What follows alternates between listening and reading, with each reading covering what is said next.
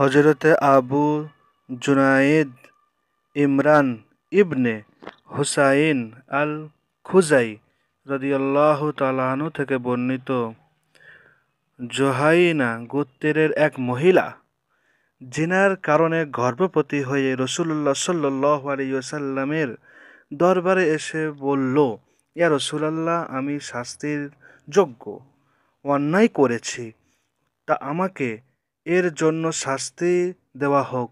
রাসূলুল্লাহ সাল্লাল্লাহু আলাইহি ওয়াসাল্লাম তার অভিভাবককে ডেকে এনে বলে দেন, এর সাথে সদ্ব্যবহার করবে। যখন এর সন্তান প্রস্রাব করবে, যখন এর সন্তান ভূমিষ্ঠ হবে, তখন আমার কাছে আবার নিয়ে আসবে। লোকটি তাই করেছিল। রাসূলুল্লাহ সাল্লাল্লাহু আলাইহি ওয়াসাল্লাম তাকে শাস্তি দেওয়ার আদেশ দিলেন। এরপর তার শরীরের কাপড় ভালো করে বেঁধে দেওয়া হলো। নির্দেশ অনুযায়ী তাকে পাথর মেরে হত্যা করা হলো। এরপর রাসূলুল্লাহ সাল্লাল্লাহু আলাইহি ওয়াসাল্লাম তার জানাজায় নামাজ পড়লেন।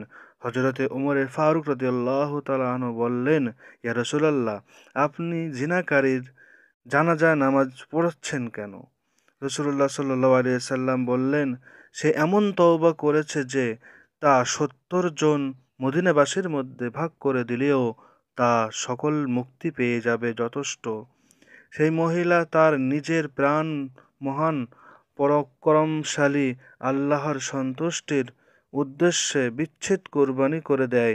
এরপরে তুমি তোমার চেয়ে এর চেয়ে অপেক্ষা ভালো কোনো কাজ তুমি কি পেয়েছ কি?